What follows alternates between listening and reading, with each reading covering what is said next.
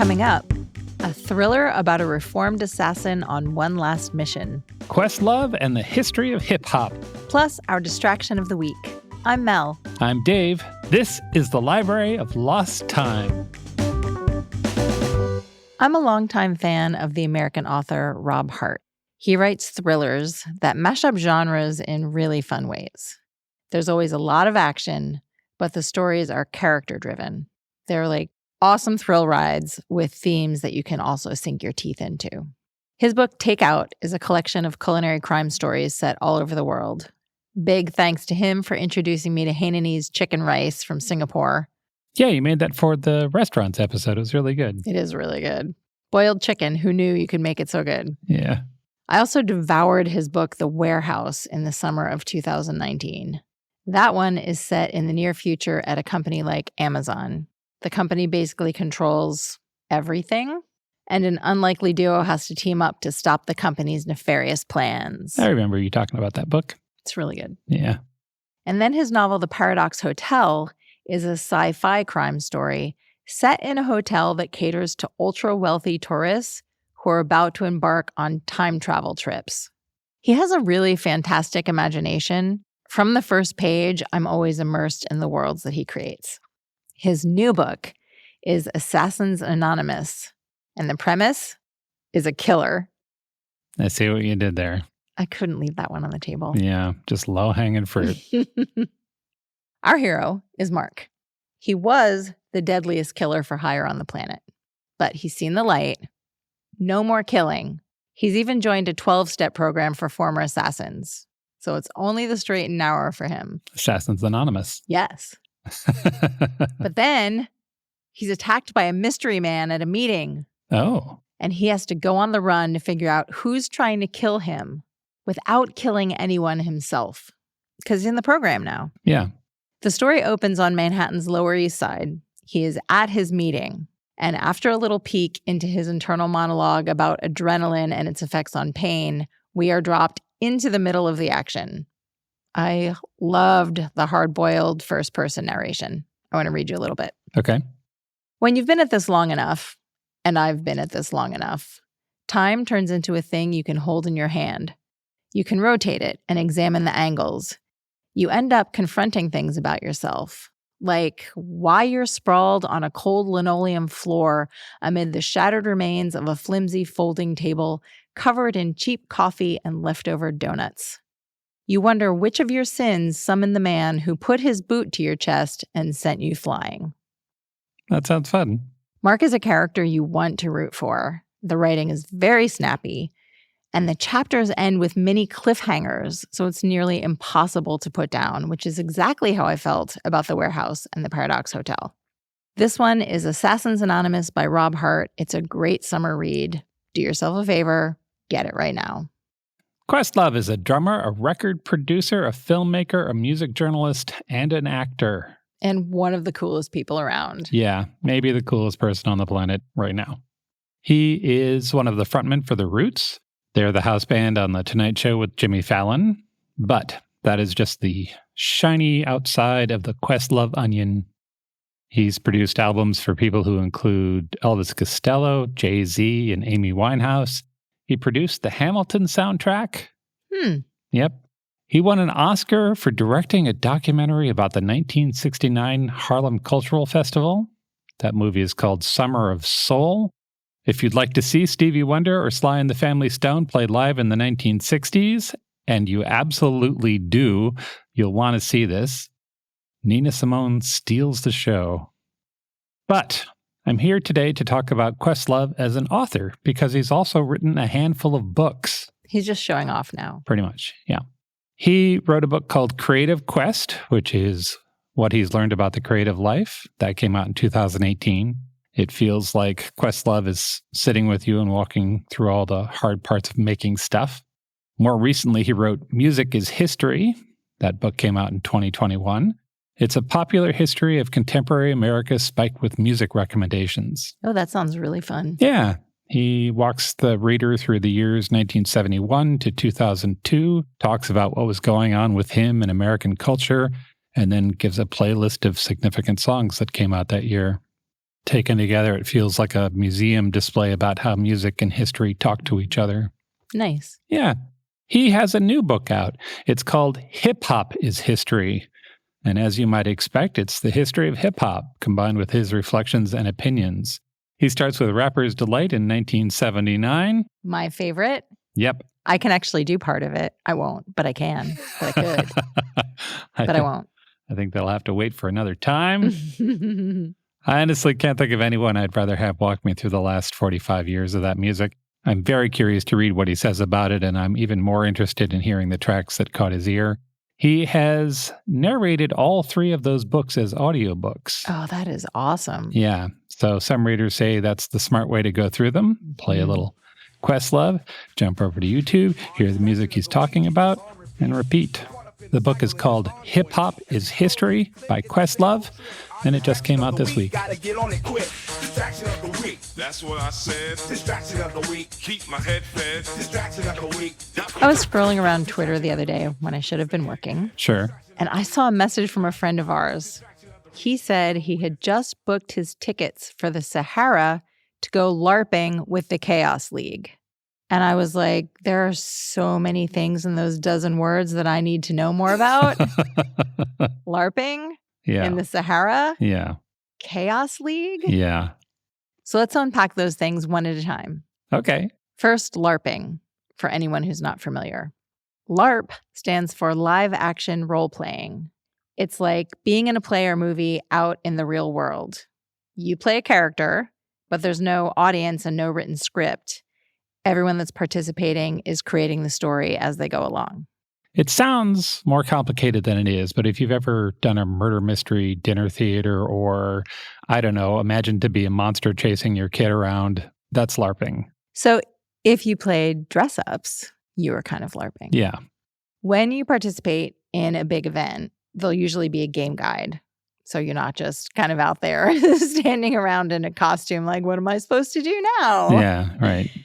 But the idea is that it's spontaneous and you're creating a narrative with other people. Chaos League is an organization that hosts big LARPing events in amazing locations in Europe. I really like their mission statement. We believe in people, in the best part of each person. We love stories, which are what make us human. We know that wherever there is a good story and the right way to tell it, there are opportunities to do great things and open doors to different perspectives. We create immersive and interactive experiences that transport people of all ages into unique worlds to explore. That's nice. So they're going to set up a story somewhere and people are going to come and play parts in it. And it's going to sort of evolve as it's going along. Like a murder mystery theater, but bigger. Chaos League is based in Bologna, Italy, and they've been doing this since 1992. So I feel like the events are probably very well run and the reviews are outstanding across the board. That's 30 years, right? Yeah. Their stories are inspired by H.P. Lovecraft's works. Oh. Lovecraft was a horror writer. Yep. His most well-known creation is an entity called Cthulhu. Yeah, the Cthulhu mythos. Yeah. Sadly, he's also infamous for being a big racist. Yeah, fans have been wrestling with that for a long time. Yes. So Chaos League is very clear that they won't tolerate any kind of discrimination. They're super inclusive, and all newbies to LARPing are welcome too, so you don't have to be experienced to go to one of their events. Okay. They give you a game outline and character guides, suggestions for costumes, which was my favorite part. And when it's time to play, there's staff to help facilitate the whole thing. That sounds like they know what they're doing. I know. I feel like I would be in good hands. Although anytime I think about any kind of improv, I get a little like, oh, very anxious. Yeah. It's just playing make-believe. Okay. The event that I was most excited about was run in 2023, but they seem to repeat them. So maybe they'll do it again sometime. It's based on Miskatonic University, which is a fictional school created by Lovecraft. People are always getting into trouble at Miskatonic University. Researchers looking into things they should not. Students trying to recreate an ancient ritual, and then things go poorly. Yes, that. Yeah. For the event, they took over a neo-Renaissance castle in Poland. It has a billiard hall, a theater, dungeons, cloisters. Every room seems to have a chandelier in it. I can only assume there are secret passages. Wow, that sounds awesome. The story is set in 1924. And as you alluded to, a group of students and faculty are about to unseal a mysterious sarcophagus for the first time in thousands of years. What could go wrong? The LARPing was focused on student life, so there were lectures and sporting events and cultural workshops. And then, of course, the investigations into the occult mysteries of the sarcophagus. Right. I found a blog from someone who attended, and he said they had to use old books to translate hieroglyphics to solve part of the riddle. That sounds fun. They're great photos, too. I'll put a link in show notes. Another event is called Eclipse. That one immerses you in a sci-fi story set in a Polish forest. And for the LARPing, they've taken over what used to be a movie set of a space station.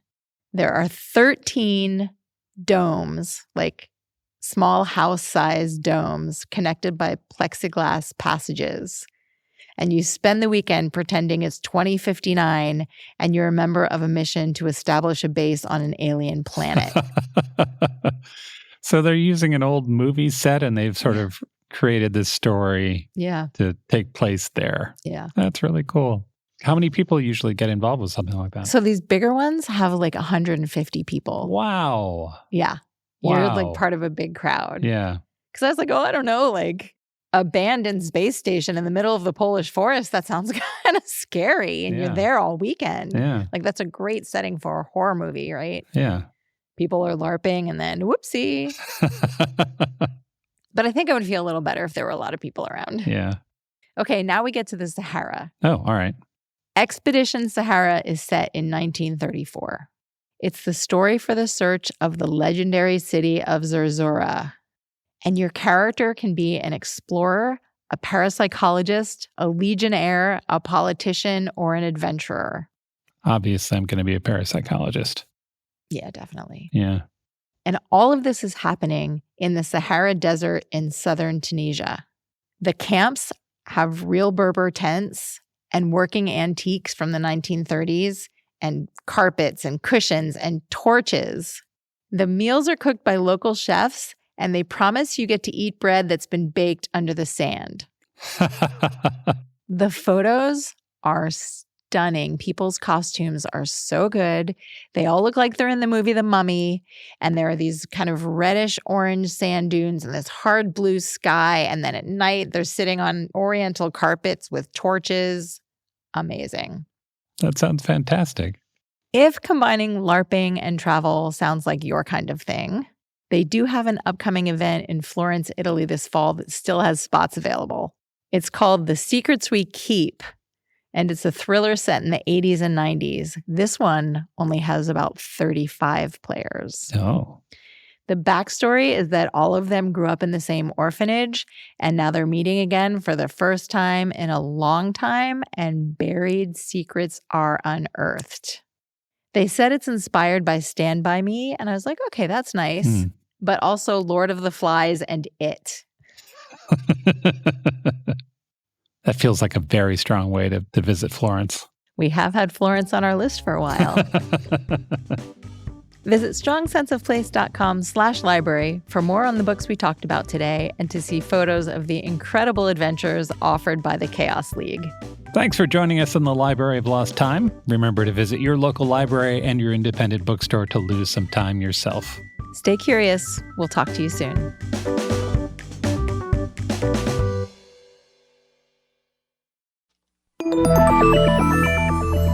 Can you actually change your personality if you want to? How does peer pressure work, and why is it so powerful? Should you ever really trust your gut when you make a big decision? These are just a few of the topics we've recently covered on my podcast, Something You Should Know.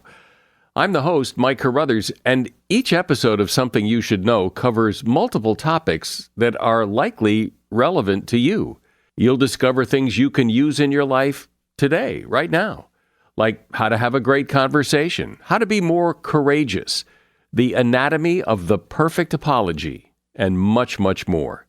To date, there are over 1,000 episodes of Something You Should Know, and we've gotten over 4,000 mostly 5-star reviews. I invite you to check out Something You Should Know. Look for the bright yellow light bulb on the blue background. Something You Should Know, wherever you listen to podcasts.